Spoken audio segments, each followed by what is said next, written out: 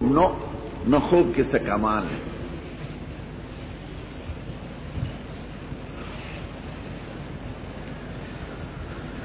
یو اسراء ده یو معراج ده.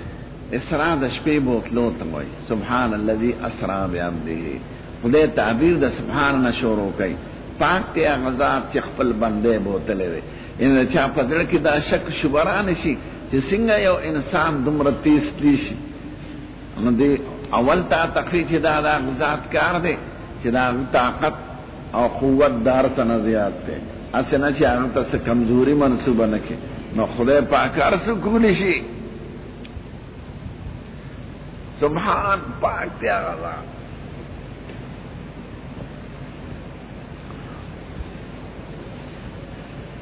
نو اسراء د شپې بوتلو ته معراج عربی کې اندر پایا ته وایي. د صخرې د بیت المقدس نه بهر تللی دی په اندر پایا. زینا سیړي لفت د هغې علم چا سره دی؟ خدای سره. په کومه ګټه باندې چې اندر پایا کې ښودی شوي که نه خلک نه هغه ځای باندې د حضور د قدم نښه پاتې شوې او بادشاه مې په داسې وړوکي ګمبد شان جوړ کړي د غټ ګمبد دلان په ګټه باندې لوی ګمبد دی. دنیا کې دومره لوی ګمبد نشته. ای ته قبة الصخره وایي. صخره ګټې ته وایي، قبه ګمبد ته وایي. او نه دننه زما د قدمونو په حساب 4 قدمه ګټه ده. یعنې زه چې ترې توشې نو 4 قدمه ګامه او جنګلې ترې راتاودي د لرګي بیا ترې دیوال دی او په دیوالونو باندې ګمبد جوړ. نو هغې د پاسه ورته اندر پایا کې ایښودی شوی او براق چې کوم دی تړلی شوی هلته یو دروازه ده د هغې نوم دی باب البراق. ګټه اوس هم شته چې کومه ګټه ته حضور اشاره وکړه او سورې پکې وشو او براق یې ورپورې وتړه. نو بیت المقدس د یوې دروازې نوم دی باب البراق. نو په اسراء کې فرض شوی. وقال ابن عباس حدثنا ابو سفيان بن حرب. اول حدیث وایو او هغې کې نکات او حکم دی او بیا په دې د انګریزانو او مستشرقینو یو 4 اعتراضات دي. هم درته وایم او جواب به یاد لرئ. ځکه دنیا سره به ستاسو واسطه وي. ته شکونان به نه یې چې د شپې د جمعې شپې ته به سپینې حلوا ته ګوره. حلوا وخورئ خیر خو کار هم کوه. قال ابن عباس حدثنا ابو سفيان بن حرب في حديث هرقل. ابو سفیان د حدیث د هرقل ته اشاره کوي. هرقل چې تپوسونه کړي دي که نه د حضرت ابو سفیان نه یو پکې دا چې دا پیغمبر تاسو ته څه وایي؟ وایي دې مونږ ته د صدق او د عفاف د پاک دامنۍ خبرې کوي. راته وایي مونځ کوئ، راته وایي رښتیا وایئ، راته وایي د بې حیایۍ نه ځان ساتئ، پاک دامنه اوسېږئ، عفت د نفس اختیار کې. ځکه دا بد عملي په عربو کې زیاته اوس هم ډېره ده. انا لله و انا الیه راجعون. بې حیایي ده. وایي دا پیغمبر مونږ ته دا وایي. دا جمله څه دپاره ذکر کوي؟ د هرقل دا قصې ته څه دپاره اشاره کوي؟ علما وایي دوه مقصد دي د ده په دې کې.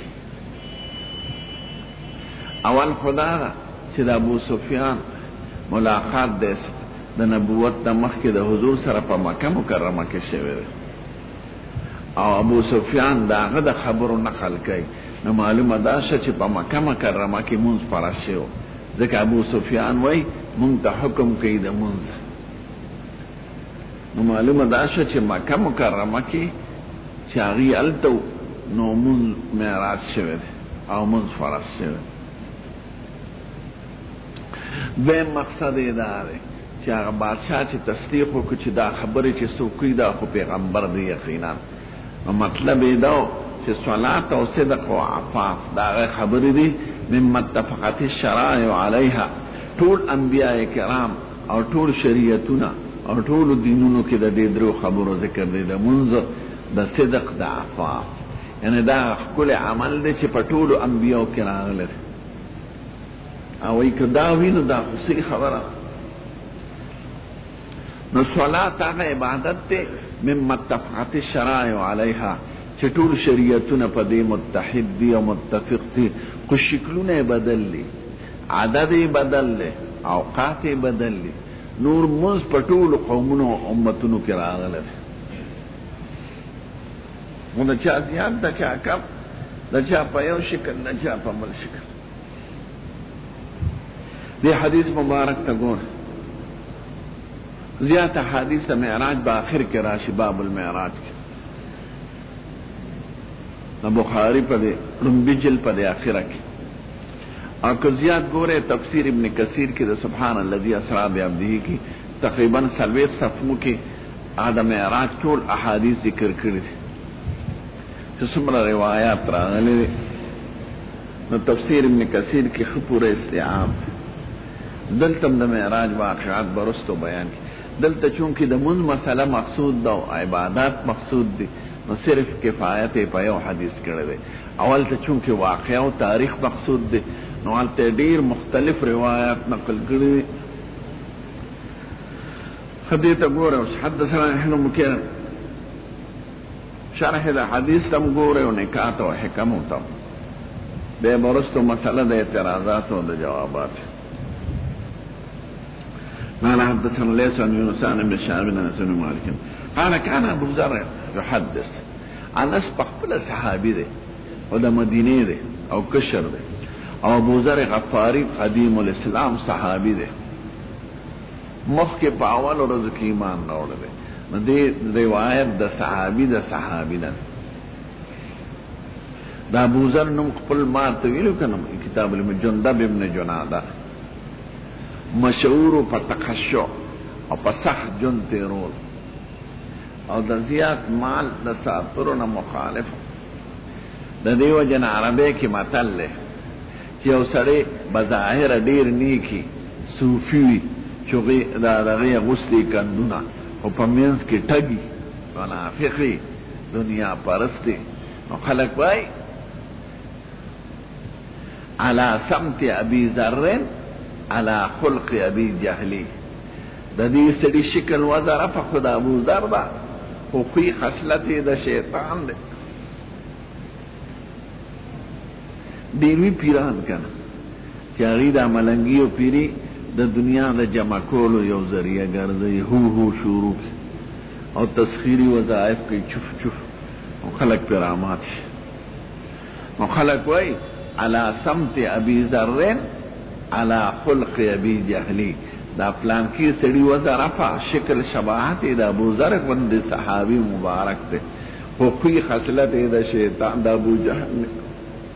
نو ابو ذر غفاری رضی الله عنه دی وی ان رسول الله صلی الله علیه وسلم سید الکائنات وی قال فرجان سقف بیتی. بس یو مختصر روایت نقل کړل، یو ځل اوشلی د چت د کور دما دیو مهانه کراو، لو مهانه کور اوس مسجد حرام کې راغله کتا سلاړه کنه یو دروازه ده هغه ته باب ملک عبدالعزیز وای، هغه ته چې ورننه و جوړ حرم ته ورشي نو ګس لاس ته خاصه برجې دی غټه دغه د مهانه کورو که حج لاله یاد لره. نو دل تکورو باب ملک عبدالعزیز سره نږدې وی چتوش له ځ په کوټه کې او راغی جبريل.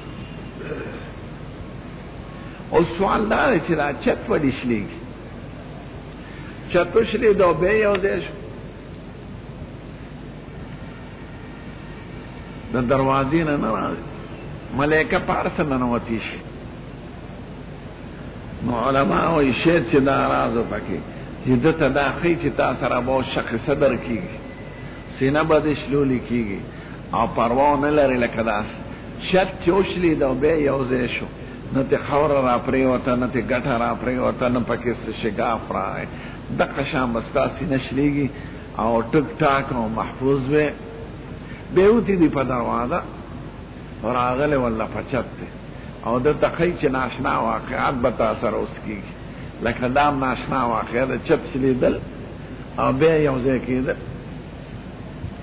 وانا بمکه ته په مکه کې فنزل جبريل عليه السلام فعرج ففرج صدري دی بوتلی بیت الله شریف حتیم ته حتیم سره دی ډډه واله هغه ورته وایي نه مخکې ځو زمزم بیت الله شریف حجر اسود ته مخامخ دی یو شپږ ګزه فاصله کې دی خو اوس یې لاندې راوستی دی لاندې نه خلک ورکوزېږي زمزم سره یې راسملولم او زما سینه یې پرانسته ثم غسله بماء زمزم زما سینه او زړه او دی په اوبو د زمزم ووینځل زما زړه کې داسې ټوټه وینه وه غوښه هغه یې تېلر کړه اوس چونکې دی دغه ته بوځي عالم بالا نو د ده مخکې نه دغه کوي د هغه یره او اوهام تېلر کوي هغه ماده خلایي انسان هم چې ځي نو دلته مخکې په اسپتالونو په دغه کې یو څو ورځې ساتي چې دی د سفر قابل شي نو دغه شان د دم اپریشن وشو او دا حقیقتا نو ځکه مسلم شریف کې ویلا شانه صاحب وایي كنا نرى اثر المخرة في صدر رسول الله صلى الله عليه وسلم دا ګن اثر به مونږ په سینه کې لیدل چې چېرته به یې خېټه څرګند نه وه نو دلته د اپریشن نښه وه ډېر معتزله چې پخوا دا څیزونه نه وو خبر که نه خپل عقل پسې بتلل چې دا شق صدر حقیقتا نه دی دا کنایه د شرح صدر نه ده یعنې سینه پرانستېدل علمونو ته داسې نه چې سینه یې وله وشلوله وی چې سینه شلې او زړه وینځي دا خو به مړ کېده خو دا ځناور دی ځناور په دې دی چې کار پاکان لا قیاس از خود مگیر گرچه باشد در نوشتن شیر و شیر د خدای کار په مخلوق مقیاس کا او اوس هغه ټول څیزونه خلق ولیدل د زړه اپریشن کېږي 2 غنټې او 3 غنټې زړه ته بار ته راوباسي او کار پکې کېږي او سینې اپریشن کېږي او رګونه ولا بدلوي او انسان جم دی نو چې اوس د اسبابو په درجه کې د انسان دومره طاقت شته نو خدای خو خالق له کائنات هر څه ولا شلونو دی په درن نه پیر او کتلې ورته اوس چې اپریشنونه کېږي په چین وغیره کې ټلویزیون لګېدلي دا مریض هغې دغه ته هم ګوري شیشې ته هم دا خپل هر څه ویني ځکه سړی خو خپله خېټه نه ویني که نه هغې کې به یې ګوري تا سره به عمل کېږي هغې ته ګوري ما ځای ولا بې خوده کړي چې کوم ځای ولا عمل کوي پخوا به یې ټول بې خوده کوم اوس ټول بې خوده کوي نه لږ ځای ولا بې خوده کوي نو چې اوس کېږي او د زړه اپریشنونه کېږي او د رګونو کېږي نو د خدای قدرت خو ډېر لوی دی په انسان چې یو څیز نه لیدلی که نه نو دی د هغې نه منکري یا دا خو کېدی نه شي هلکه ته پې نه یې خبر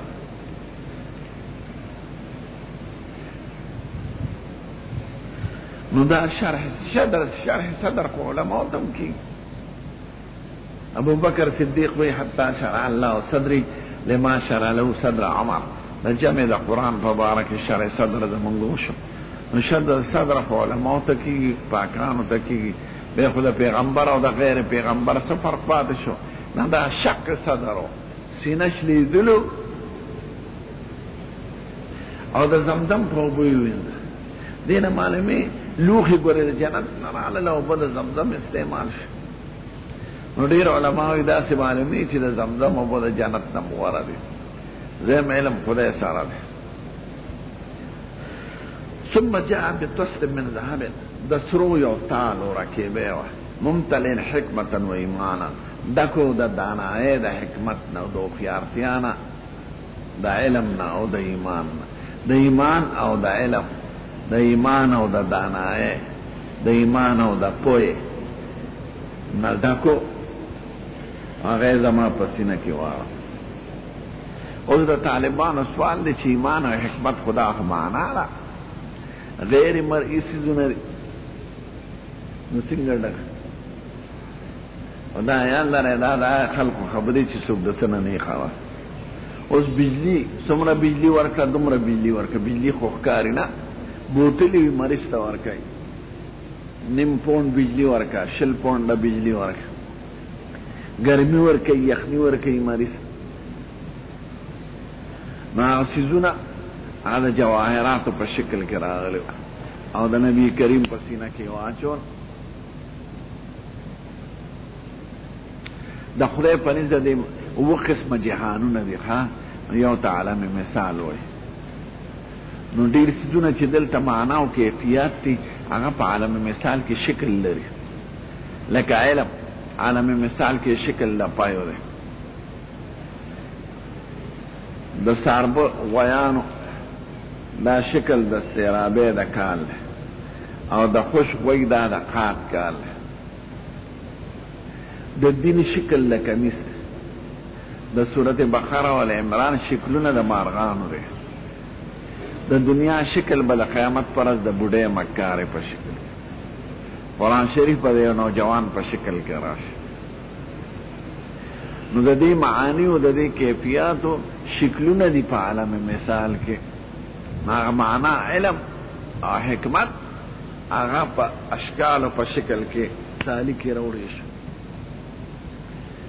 فافرغه فی صدری زما پسینه کې واچو. بجلی چې ورکی کنه که په دا کې مولې د هسپتالونو کې نو هغه سړي له ته ګوتې نه شي وروړی، هغه نه پوهېږي خیجوي هم په درد نه پوهېږي. خو که بل سړي ګوتې وروړی هغه هم چغه کړي او دا بل سړی هم چغه کړي، نو ګوتې به ترمیل نه وروړی. ګوتې وروړ تاله به کرن درکړي او سړي ته د کرن محسوس شي ډېر تیز. ثم اطبقه زما سینه بند کړه، وی تړله، وی ګنډله. ثم اخذ بيدي زما لاسونه. و دې حدیث کې اختصار دی. صفات بوتل دی په براق سور شوی دی. براق وی برېښنا ته د برق په شان رفتار او تک سپینو داسې نه وړوکي او دا غټ خر نه لږ اوچت حیوان. دا چې کوم تصویرونه دا بریلیان یا دا شیعګان چاپ کړي دا دروغ دي. اس شکل یې جوړ کړی او سره یې والا د ښځې جوړ کړی. هلکه دا چا لیدلې د زناورو ځان نه خبره کړه. نه خو هغه ذات ته خبر دی چې چا پې سورلي کړی دی. برخرفتار هغې تفصیل په نورو احادیثو کې راځي. دا چې لاس نیول دي دا چې په معراج خطه په پوړو نو دغه وخت کې لاس نیول دي. هغه مخکې سفر یې ذکر نه کړ نو لاس نه ونیو. فعرج بي الى السماء رنبي اسمان ته ورسولو.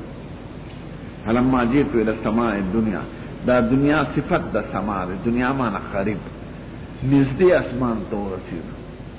اضافت نه ده، خاص صفت موصوف ده. قال جبريل عليه السلام، جبريل عليه السلام ویل خازن السماء خزانچی د اسمان د دروازې څوکیدار ته افتح دروازه پرانیزه. قال من هذا بسوکي؟ قال هذا جبريل، زه جبريل. قال هل معك احد تاثر سوکشته کشف شیوره؟ قال نعم معي محمد، زما سره محمد ده. وی اورسل الیه دته پیغام تللی دی دراتلو. وی او اوس یو سوال دی. جبريل علیہ السلام چې پړمبي الله ته نغه سه اذن میدان ته حاجت نه خبر دی اتلی شي. اوس ور سره یو انسان دی نو د انسانانو معاملې کیږي. دروازه کلاوی او په دروازه ورسي. ځکه نبی کریم روح نو دا بدنو بدن ته دروازه پرانستی کیږي او کلاویږي. خوب کې خو نه کیږي. دویم دا چې ملائکې د غیب نه خبر نه وي. ځکه ملائکه وایي څوک یې؟ فلان کې. وی تا سره څوک شته؟ وی او فلان کې. وی ښځه ته پیغام دراتلو تللی دی. وی او نو ملائکې د غیب نه خبر دي نه پیریان. هغه شي نه خبرېږي چې خدای ورته اطلاع وکړي. غیب خاصه د خدای پاک ته، نه پیغمبرانو ته حاصل دی بغیر دا علم نه چې خدای ورته راولېږي، نه ملائکو ته نه پیریانو ته. وی څوک یې؟ فلان کې. نو چې وروخته فلما علونا السماء الدنيا وروخته برا نزدې اسمان ته پیدا رجل قائد. اوس ورته خدای ناشنا څیزونه ښایي. ځکه قرآن شریف کې دا دی لنریه من آیاتنا انه هو السمیع البصیر، چې د خپل قدرت نښې ورته وښیو. امور عجیبه او غریبه ورته خدای ښایي. نو چې ګورو یو سړی ناست دی علی یمینه اسودا، ښي طرف ته سلسلې دي سواد وی شکل تا، سوری تا، کالبوت تا، قنداریان ورته توری وی، نخی وینو لکه د تورو میگو پشان داسی اشکالو. وعلا یساری اسودا، او پا گس طرف تیم تور شکلونو، توری نخیوی کالبوتونو سلیو. نو اذا نظر قبل یمینه چه خی طرف تا وګوري دا سړی ضحک او خاندي، و اذا نظر قبل شماله چې ګس طرف تا وګوري بکا او جاړي. نو ما ته جبريل وی سلام په واچو او ما په سلام واچو، نارا ته وی مرحبا بالنبي صالح والابن صالح، په خیر آله نیک پیغمبر او نیک بچیا. نو قلت لجبريل، جبريل ته مې من هذا دا سوق ده؟ قال هذا آدم، دا آدم ده. وهذه الاسودة عن يمينه وشماله نسم بنيه، او دا شکلونه چې ویني خي طرف ته او ګس طرف ته دا ارواح د بچو دي، نسم نفس ته وای.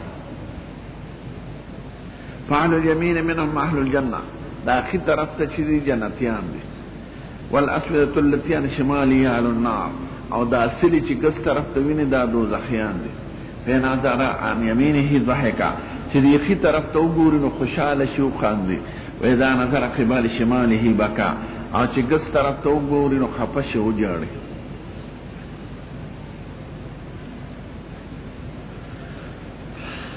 یو درو خبرو ته خیال لاره.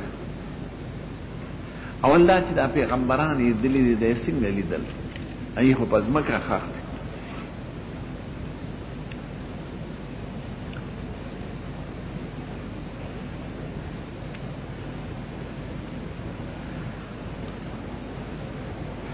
دیم دا آدم علیہ السلام پلیدو کی سشت اشاره ده. دریم دا دوزخیان چوینو نو دا خو اسمان و اسمان کې دوزخیان سکي.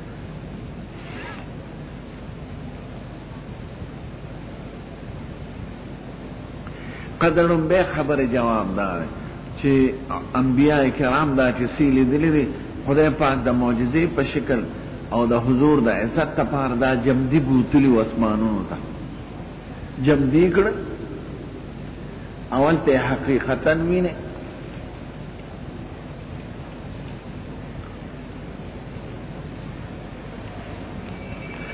دیم قول دا چې نه دا ارواح د انبیاء کرامو په شکل د انسانانو کې سرګند شو. دې ته تجسد د ارواح وایي، روح په انساني څېره کې سرګند شي. نو دا ارواح د انبیاء کرامو بدنونه دلته قبرونو کې دي، ارواح په شکل د انسان کې ولیده. د روح شکل داسې دی لکه اینې ته چې ودرېږي، نو اینه کې به ته روح جوړ ښکارې که نه، او که په لرګي وې نو ته خوږېږي نه، که په ګولې ولي هغه ته خوږېږي نه. روح د انسان په شان دی او ښکاري نه، نو چې خدای څرګندوي د انسان په شکل څرګند شي. نو دې ته تجسد د ارواح وایي، ارواح په شکل خپل کې څرګند شي. دا اولیاء کرامو ته هم کېږي. اوس درته زه واقعات نشم بیانوم ځکه بېګر نه سبق پاتې کېږي. نو تجسد د ارواح راځي. دا چې څوک وایي خضر علیه السلام ما لیدلی که نه، نو مجدد الفساني وایي دا روح ویني، خو په شکل د انسان کې دا روح وي ګرځي، او هغه په خپله وفات دی. صحیح قول لار نو ده تجسد د روح راځي.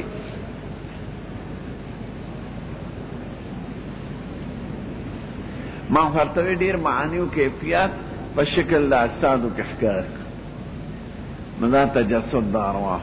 په خوا معتزله انتقال له کیفیت نه منه. اوس ویني ټلویزیون کې یو انسان په یو ځای کې ناست دی او څومره شیشو کې ښکاري،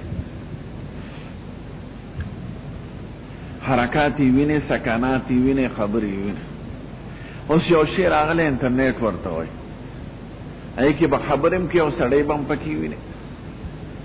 او کله په انټرنیټ کې یو شی بند شي اب ښکاري زمونږ دا جلسه څه وه د جمعیت وه، دا دغه شوې ده انټرنیټ کې راغلی. ما عربو کې اوس ولیدله یو ځای کې مېلمه و، نو هغې وې درته وښیي جلسه، ما ویل ښه ما انټرنیټ چېرته نه و کتلی. نا دغه ټک ټک یو کو بسا پکې را اده شمسي شیرونه او مولیانو خبره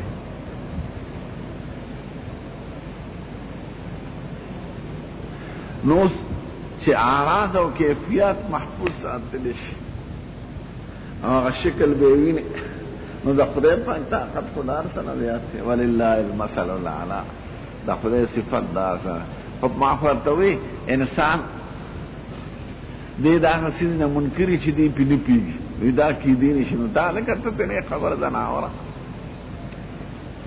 نو د انبیاء کرامو دا ارواح دی په شکل له انسانانو کې ښکارې د لغت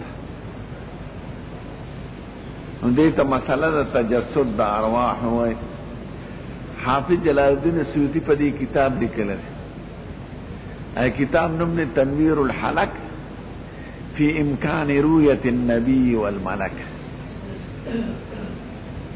تنویر الحلق د تیارو رڼا په تیارو کې رڼا په امکان د لیدو د پیغمبر او د ملائکو او ای ما دویش کرته نبی کریم په خپل سترګو لیدل اوس یو عالم دی محدث دی مونږ څنګه وایو مونږ خو په نه پیږو هم فی واد و نحن فی واد مونږ په یو خوا کې روان یو هغوی د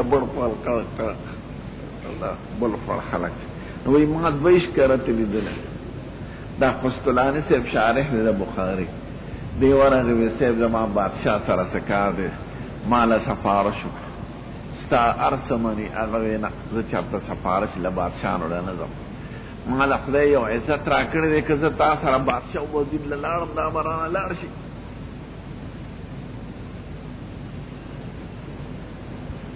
وی ما دویش کرته په دې خپلو سترګو نبي کریم لیدلی نو شی چې د هغه روحي لیدلی نو کتاب یې پې لیکلی نو دې ته تجسد د ارواح وایي د انبیاو کرام ارواح نبی کریم ته خدای پاک په هغه شکلونو کې څرګند کړه چې څنګه شکلونه بارو لکه اینا کې سیره چې سړی ویني او خبرې ورسره کوي زه هم اوس د دې دپاره اسلام هم ضروري دی که امریکې ته لاړی او بعضې علاقو ته هغوی داسې آلات جوړ کړي دغه تا ته به د پلار روح درته حاضر کړم نو پرده لګېدلې پلار دې شپېته کالو شو چې مړ دی او بس څرګند شي تا ته انګریزان کوي روح درته حاضره نو چې یو کافر پول شي نو د خدای طاقت خو ډېر لوی دی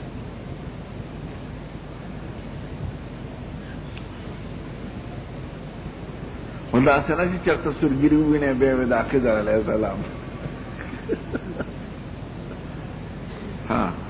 یوه خبره خو حل شوه بېمه دا ده چې د آدم علیه السلام لیدو کې څه ته اشاره ده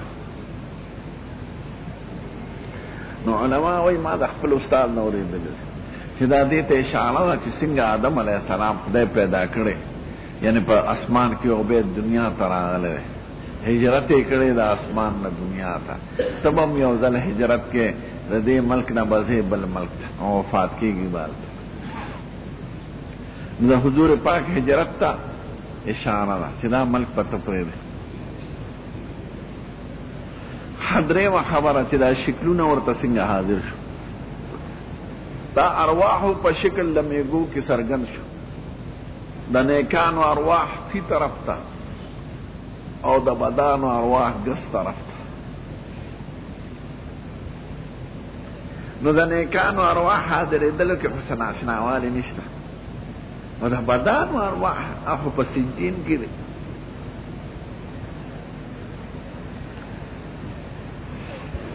نو علما د دې درې تاویله کوي درې وجې بیانوي درې صورته اول دا وایي چې دا هغه ارواحو چې لا تعلق یې د ابدانو سره نو راغلی او ازلا لیکلي شوي چې دا سپېره دي نو اسمان ته چې نشي ختې دا پس ته تعلق د بدن نه لا تفتح لهم ابواب السماء ولا يدخلون الجنة حتى يلج الجمل في سم الخياط دې ته دروازې د اسمانونو پرانستې کېږي نو دا پس ته تعلق ها بالابدان نه دی او دا قبل التعلق خو ظاهره دا چې دا خو د ټول جهان ارواحو نو ټول خو د دې نه پس نه دي پیدا شوي دا خو آخري زمانه ده. نو دویم جواب دا چې دا عرض دی پیش کېدل دي.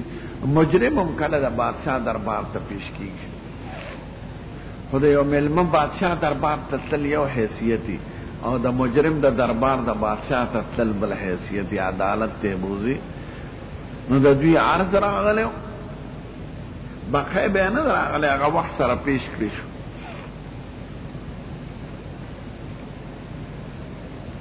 درېیمه دا ده چې دوی په خپلو ځایونو کې او دا رانږدې کړي شو لکه ټلویزیون ته چې ګورې تصویر به کله لرې شي کله به رانږدې شي. نو دوی په خپل مستقر کې و او رانږدې کړي شو آدم علیه السلام. نو نبی کریم هم لیدل چې رانږدې شو او آدم علیه السلام دا که ټلویزیون هم کتلي وګورئ کله تصویر کله لرې شي کله رانږدې شي. نو دوی په خپلو ځایونو کې رانږدې کړي شو آدم علیه السلام. هر پیغمبر چې د نبی کریم په نیکونو کې دی هغه ورته ابن صالح وای بچی نیک، او چې کوم په نیکونو کې نه دی هغه ورته رور وای یا روره، لکه موسی او عیسی به ورته رور وای او آدم او نوح او ابراهیم ورته ابن وای ځکه دا درې واړه په نیکونو کې راغلي نیکانو. حتی ورج به الى السماء الثانیه بیم اسمان ته ورسېدو فقال لخازنها افتح، خازن ته وایي ناظور ته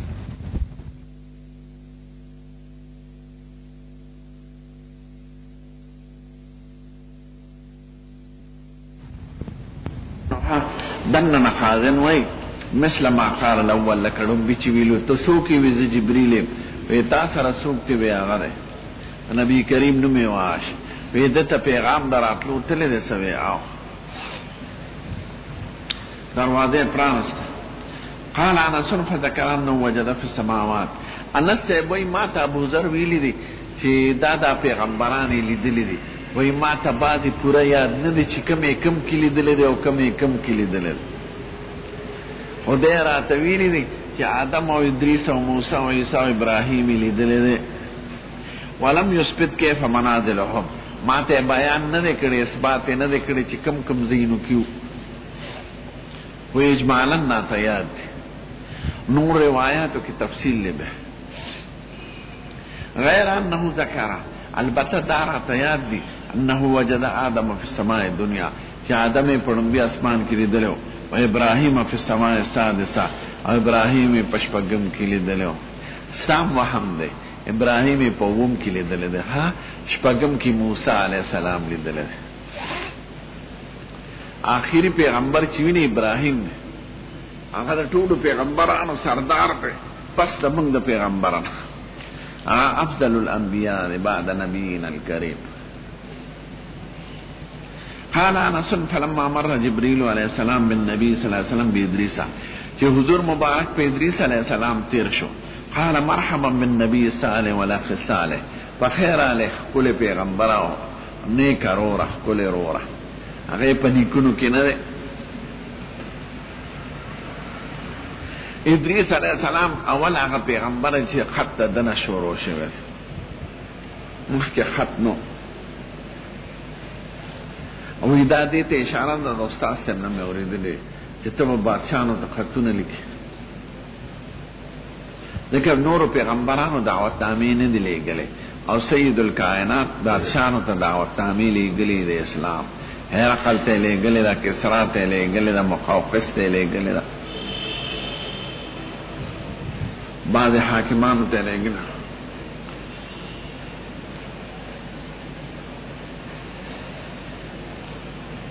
وابراهيم فقلت من هذا سيد الكائنات معلم غيب نه دی، جبريل ته وی دا څوک دی؟ قال هذا ادريس وی دا ادريس.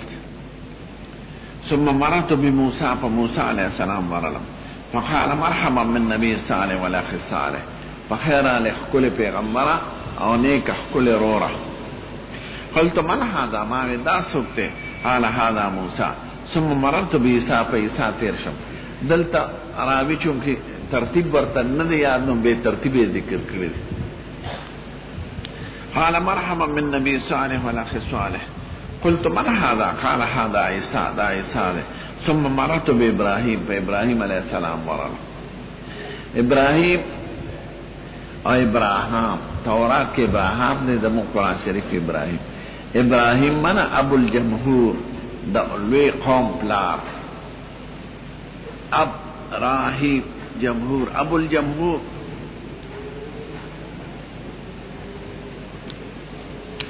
ابراهيم عليه السلام زیارت لدو غلم الخلیل کی خخت ادا ټول خار نم الخلیل لخلیل الرحمن، او یهودیان ورته حبرون وای. ابراهيم عليه السلام خخت ورسره بیبی د سارا، او زوی خخت اسحاق عليه السلام ورسره بیبی د رفقه، او یعقوب علیہ السلام خخت ورسره بیبی د لایقه. دا درې پیغمبران او درې بیبیان، او یوسف علیہ السلام په برانډه کې خخت. دغه جماعت ته مسجد ابراهیمی وای، عظیم جماعت. هغه لاندې خختی د پاسه جماعت جوړ دی، هغه په برازینو کې نقشې جوړ کړي د قبرونو، لکه احمد شاه ابدالي رحمت الله علیه کې لیدلی قندار کې لاندې خخت خدا پاسه په قبر جوړ کړي، خلک په پاړو لاندې ورکوزي.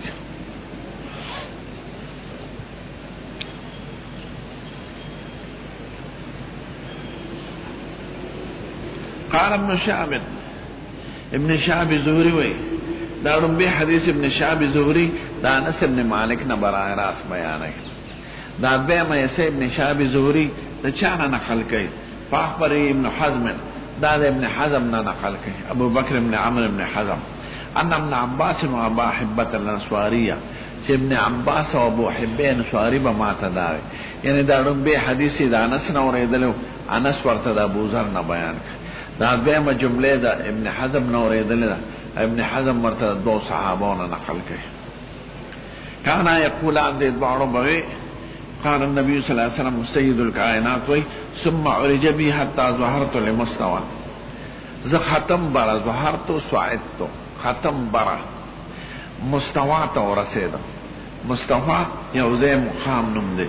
اسمع فی صریف الاقلام، الته د قلمونو چیار ما اوریده، ملائکو لیکل کو.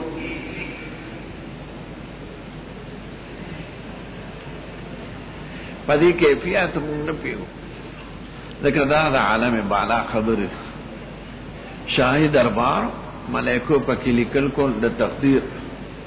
نما دا قلمونو چیار اوریده.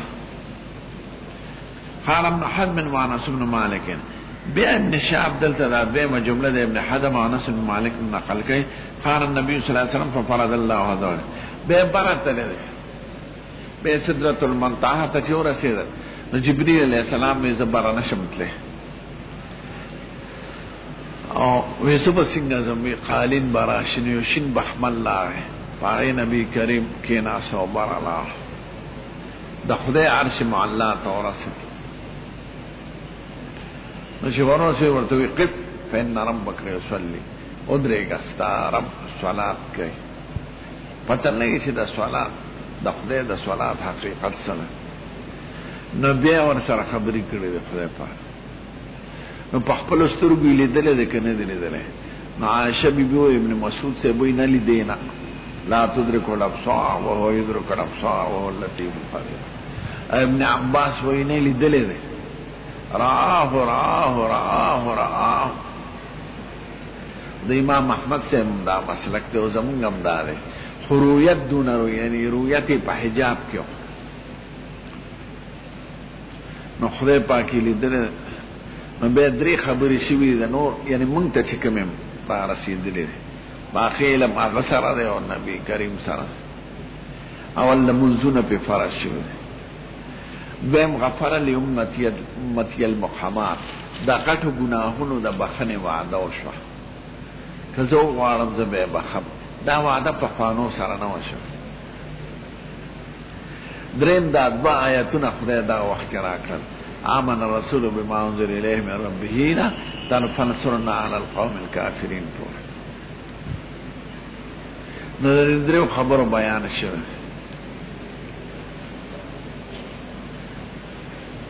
نو دی د مون ذکر کوي، ففرض الله عز وجل علی امتی 50 صلاة، ای 50 منځونه بکې. فرجعت بذلك، واپس رالم حتی مررت علی موسی علیہ السلام تر رسیدم. ما توي ما فرض الله على امتك، ستا په امت خدای څه فرض کړ. بعد خلک دا منکرین حدیث چې دي کنه وی خان دي داسې قسم حدیثو چې 50 منځونه په 24 غنټو کې، نو دا خو په 3 منټو کې یو منځ راغی، نو سړی به نور څه کار نه کوي. الګا دا خدای پاک شان تا ګوره به 50 نه پاتې زناورو.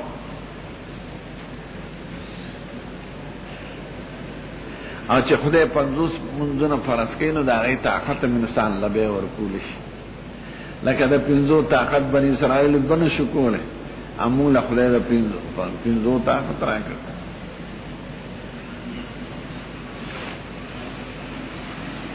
دا چې څوک فقه نه مني کنه اهل حدیث، نو د اخر کې به اهل قران شي. کلی نوم د اهل قران به حدیث نه انکار کړي، باندې کې دا څه پیدا شو. اول غیر مقلد شو، لا مذهب شو. اوس منکرین حدیث زلال ما تقریر وکړ. اول په تبلیغ کې به غیر مقلد شي، به دغه منکرین حدیث، ځکه هغه احترام د ائمه په عدم تقلید سره لار شي. ابو حنیفه پکې سوکتی، شافعی پکې سوکتی، دا خو دین ته نقصان رسول او دا امت چې 1200 کاله تیر شوي دا ټول په غلطه چې سړی دا وایي احترام د ائمه ته لاش. نو به منکرین حدیث لکه دا بخاری پکې چا راوسته، دا مسلم پکې چا راوسته، فارسی بانان خلکو دین کې سازش کړي او دین ته نقصان رسول. دې ته عجمی سازش وایي.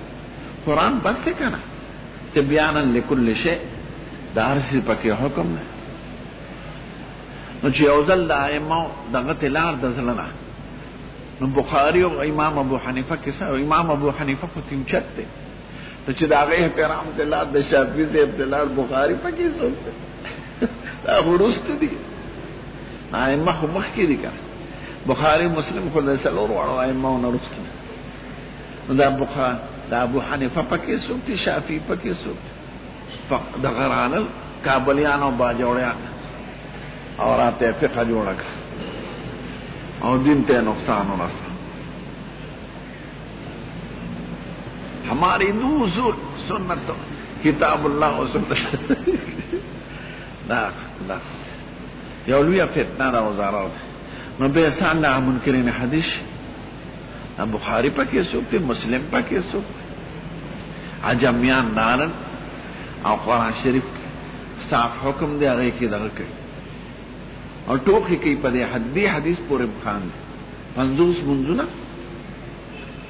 یو کتاب وګورئ تاسو، مذهبي داستان او مذهبي قصې، دا صحیح احادیث د بخاری او د مسلم دې پورې خان.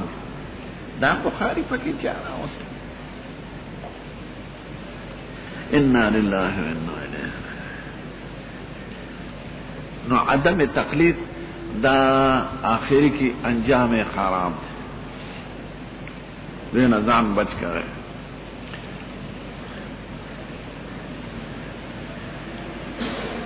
نو دا غوی اما 50 منځونه فرض شو. ما وی خسب بل سب. نو ابراهیم علیہ السلام باندې رااله ما راته غوڼه موسی علیہ السلام ته چې راو رسیدم، هغه پیو چې خدای پاک دې غوسته د قصه احکام ورکړي. وی پتا څه خدای فرض کړل په ما 50 منځونه، وی خدای ته دوباره لاشه ځکه ستا امت دا طاقت نه لري. فراجعت لاړم، سې راته معاف کړه، بیا چې رالم بیا معاف کړه، بیا رالم 15 معاف کېدل، چې 15 پاتې شو. نو بیا راته موسی وی زما په امت 2 منځونه فرض هغه هغه نه دي پورا کړی، نو ستا امت خو کمزور دی، 15 زیات دي. نو ما له خدای نه حیا راغله، شیر عرض الله ته 15 معاف کړو چې اوس لاس اوس بولته ما یې راځه په راځه. نو ما یې چې راځم په دا خدای طرفه یو اعلان شو، هي 5 وهي 50، دا پنځم دی او 50 دی، یعنی 15 په عمل کې دی او 50 په ثواب کې دی، یو په 10 درجه دی. ما لا يبدل القول لدي، ما سره چې کوم فیصله هغه بدل شي نه ده. ما 50 منځونه هغه 50 بدلان سره لیکم.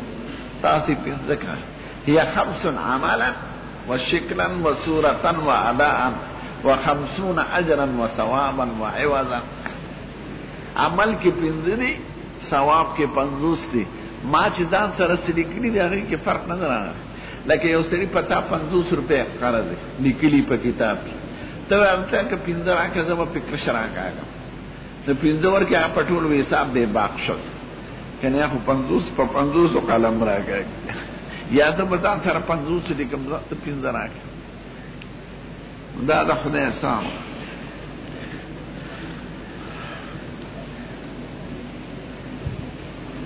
نو هي 5 في العمل و50 اجرا وثوابا لا يبدل القول لدي.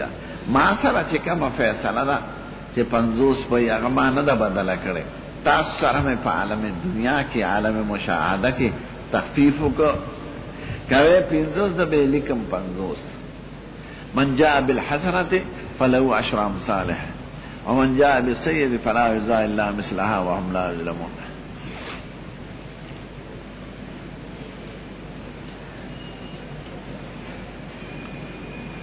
اوس یو سوال دی د طالبانو چې نبی کریم واپس راته، نو اول خو په ابراهیم راځي، هغه و مسمان کې او موسی په شپږم کې دی. ابراهیم دې تپوس نه کوي او نو ورته وایي چې واپس لا صدا خو ګران کار دی، او موسی علیه السلام دې تپوس کوي او دې ورته وایي قربان واپس لاړ شي. راز پکې څه دی؟ خدای پاک خپیږي او رسول الله مبارک ته خبر ده چې چا سره دا واقعات شي. خو زمونږ عالمان داسې وي د خپل پوهې مطابق چې شهید ابراهیم علیه السلام په آخري درجه د خلت کې، خلت خالص مینې او خالص دوستۍ ته وایي چې د هغه په خلال القلب کې بغیر د محبوب نه بل څه نه پاتې شوی. خلیل ته او ډیر محب ته ګرانواله نه محسوسیږي د معشوقې د طرف. ابراهیم علیه السلام نه تپوس کړی وی چې سړي ټیک ده، خلیل چپی او نه د محبوب چونو چې را پکې نه. نو نبی کریم تم دغه مقام حاصل له خلیل الرحمن. نو دې دغه وخت کې پکرانه پیدا ان ابراهیم علیه السلام ته تپوس کړی وی چې سړي به ټیک دي. موسی علیہ السلام ته دغه مقام نو حاصل، دې دغه درجه ته نه رسیدل، نو دې لګ لاندې نو د تکلیف محسوسه، نو دته زکاوه.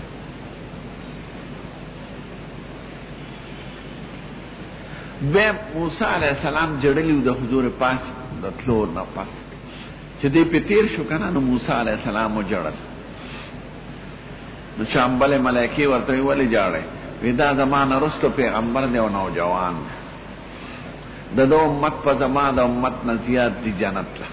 نو نبی کریم سره حسد نه کوي، په خپل قوم باندې جړا وراله چې به خوند قوم بنی اسرائیل. نو خدای دې ته خیر یو جواب چې کدی ډیر چې خودمره قربانه تم غاړک دي ستا امت دموزونه نه پورا کړي او دی پنځو تم غاړک دي، ځکه پیغمبر د قوم نماینده ممثل. دریم دې پیغمبرانو نه خدای عهد غشته دي چې رسته پیغمبر راشي نو تاسو به امداد کوي. وإذا أخذ الله ميثاق النبيين لما آتيتكم من كتاب وحكمة ثم جاءكم رسول مصدق لما معكم لتؤمنن به ولتنصرنه قال أقررتم وأخذتم على ذلك مصري قالوا أقررنا قال فاشهدوا وأنا معكم من الشاهدين. هر پیغمبر نه خدای د آخري پیغمبر د امداد وعده غشته ده. موسی علیه السلام هغه د نصرت اظهار کړی او خدای پاک دواره په پنځه نه مقرري. یو خو نبی کریم ته امت ته معلوم شو چې خدای دومره احسان کړی دی، که خدای غوښتل نو ډوره به هم کوله.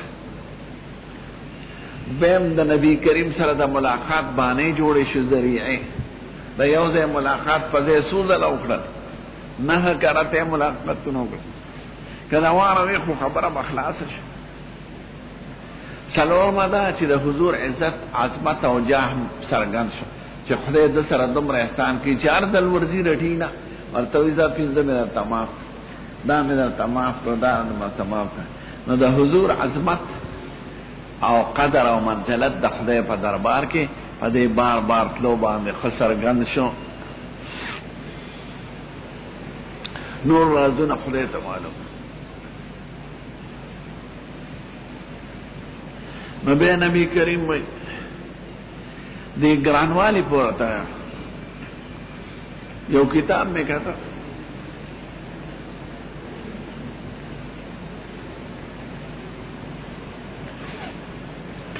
ابراہیم ابن ادهم خو محدثم دے ولیم دے و بادشاہ دے و علاقے شام کے خخت بست زو آغا شام پا کلی ورغلے شام کی کلی چی کنه دا کورونه دا باندو یو خاریه د خاریو کې بندي وي خو دا کلو کوټه چی دا بوساړو په شکل جوړي ځکه وره وریږي بوساړه باندې چې وره وریږي نو په خپل ته نو کلی ټول د بوساړو په شکل کې لیکلاړه دا باندو کلی یادو نو د دې کلی باندې دا ورغله خجان بڼونه دی او خونه دی ابراهیم بن ادهم بادشاہ پرې خدا خپل حکومت د خدای په لار کې ناشنا خبرې دي دا پلار ادهم نام خسر او ولی الله نو داسې یو ځل قافله راتله د بادشاہ دا موجود راغه وخت او دې بار فقیر سره عام نیک او قافله کې جنکه خزر یوې خزې پکې مخ را څرګند کړ خشته د چولې د دواره په عاشق تپوس کوي چې دا څوک ته وي دا خو د بادشاه لور ده هغې کالي چولو پروا نه لرله مخې را څرګند دا کتاب کې دی معرفت الهیه کې نو دا دومره د نر بچیو چې سان لورغه بادشاہ دربار ورته وي سید دالو د مال راکه پنی کا هغه چې ته تکته چې دا دومره سره ورته څنګه وکړه مال لور وړي غریب سړی غریب مولا نو په هغه اثر وکړه وی خډیره خزه خو زه به وزیر سره مشوره وکړم تو سال راشه یعنی بالکل هغه حیران شو چې دا سړی څومره زړور دی دی خو لاړ وزیر یې راوسته چې داسې یو ناشنا سړی راغی او دونه په زړورتیا راته ووایي چې لور دې راکړه عامو کې بې تکلفي ده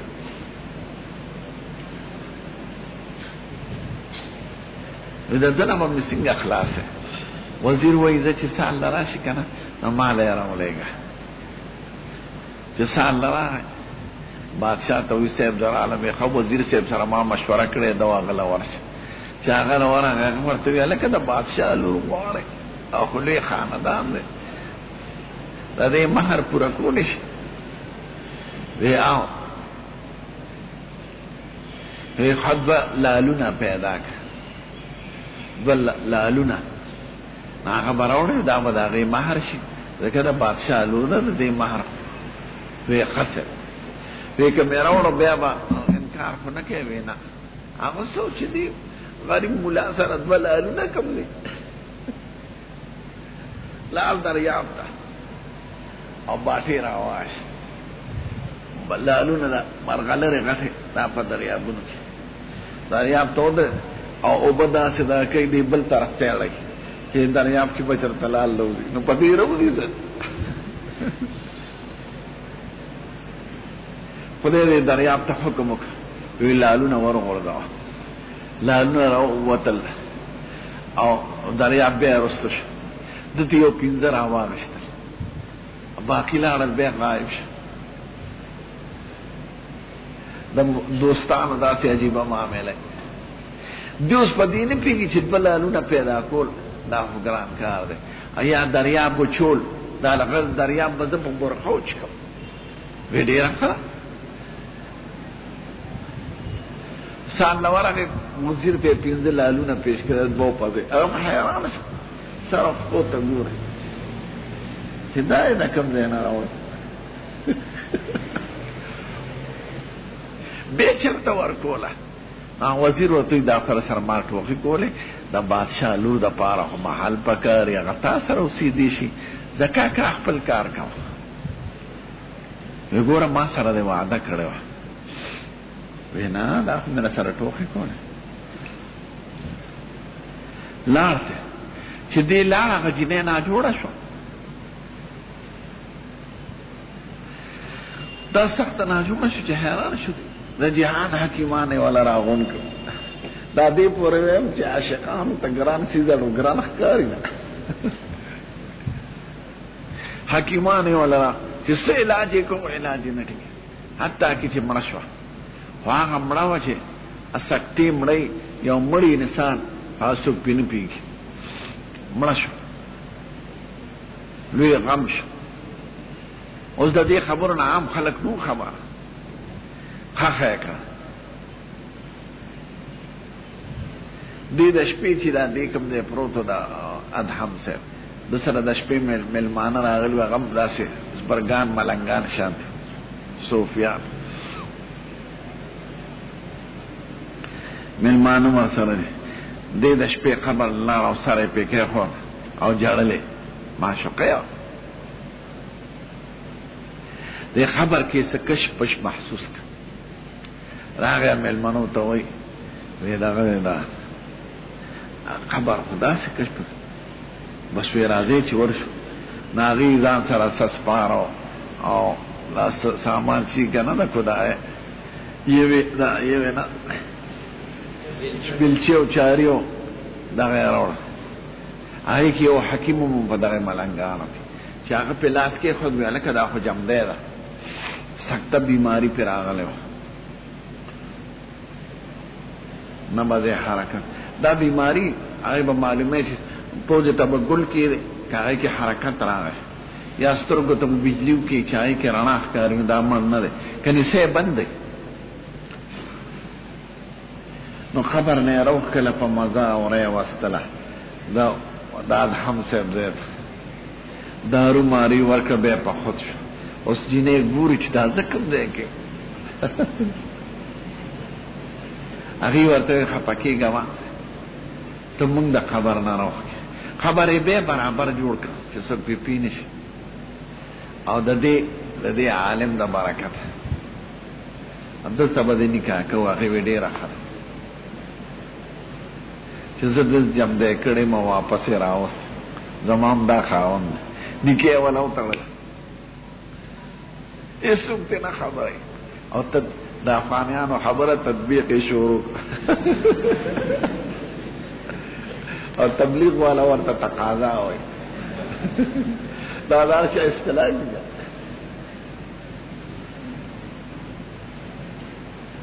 دا په کور کې ده دا د ملنګۍ په کور کې د ابراهیم ابن ادهم وشو د ابراهیم نو بیا دی لږ لوی شو بیا مکتب کې داخل کړ د پلار به بوته نه دی چاته وایي نه دی څوک خبر دی نه خبر نه څوک خبر دی خبر په خپله وده هغوی مطلب لاتل وله نو څه خبر دی چې خبر ښکاري یوه ورځ دغې مکتب ته بادشاه د معاینې په شکل ورغی وړی وړی بادشاه وي یو هلک باندې نظر شو د ابراهیم او ښکلې ورته ښکاره شو دا راولی دا څوک دی ځکه د ده د لور په شانتې و بلکل نو ده ته هغه خپل لور را یاده شو شکل یې د هغې په شان دا ماشوم څوک دی غری وه چې راوسته مینه یې ورسره وی دی خو زه کور ته بوځم وی دا خو د یو سړي زوی دی هغه ورپسې مازدیګر راځي بیا بوځي وی ښه چې راشي ورته ووایه چې بادشاه بوتلی دی هلته دې راشي هلته ورغی چې ورغی سبق چوټۍ یې واخله چې زه به زوی راولم ورته یا خو بادشاہ بوته نه بادشاہ دا ما په دوی ته کوي هغه خزي ته خزي حیران شو چې دا خو زما د لور په شان خو دې ماشوم ته دا پته نه لګي چې زما مور څوک دا خو زما د لور په شان ښکلی کو ځان سره راکو او جامې مامې ولا بدل کړ دی ورنه بادشاہ ته زما په دوی څه کوي ودا زوی دې کپله دې واده کړل د څه نه کا وی رښتیا درته وایم او ودا د ستاد لور دې حیران شو زما د لور څنګه یا خو مړه وی د کشان قصه شو به قافله بادشاہ خوشاله خزه خوشاله او یو لوی قافله لاړو ټول غلور او د غیره او دا هم د غلور و هغه به وصیت کوي زمانہ پس په بادشاہ د ابراهیم ابن ادهم زمانہ سے به د بادشاہ شه نو چې بادشاہ شو قیمتي رخمی جامع او رخمی بالښتونو کې او قالینو کې وپوت یو ورځ په دویم چت پروت دی د شپې راویښ شو اوس یو سړی ویني ګرځي به هلکه څوک یې زپ پکوټه ما څه کې ما نو خروک شي به دلته ګورم وې دلته خان د کوټو د پاسه ګرځي لیوانه مو خان خلک په ځنګلو کې ګوري او د کوټې د پاسه ګور نه هم ورته وي ته ما جیب لیوانه پروت پاره خم په دغه کې خدای ګوره او جنت کې جنت درې خم په برستانو کې بس سړی غایب شو او د باندې یو اثر وشو بس د شپې هغه برستان تولای نه ته سو خبر کړه او سړی جامې شانې واغسته او د شپې وروت ای چاته څنګه بال بچ خاندان پرې خو دی او حال پرای سار ګوري دامن ور پسې ګرځي وزیران ور پسې ګرځي چې بادشاہ سلامت شي ډیر اغلی یو ځای به یو سړی په پیښ شوی دیو د نهر په غاړه ناسو زړې جامې اغوسته او جامې ګنډلې ځان له ناغه سړی چې وی پیجن خوشې کړي به وی جنل هغه سړی وی سیب دا بادشاہ دې پرې خو دا دې پرې خو دا ځان نه ملنګ جوړ کدا سکے ما پرې بیا مرته خبرو کې دا تلې ونه کوروغې دا د سوک نو ستن ور سره وا ستن یو ورزول ده نه وی کبانو زما ستن نوړې یو سو کبان دا سرګر شو هر یو خلک د سروزه رستن وا وینه د خپل ستن غواړم یو کمرانه ما غستنه والله کړه د تیر आवाज وی دا بادشاہ دې فخر کاغه بادشاہ دې فخر خو یا سما شرمه اته ویزا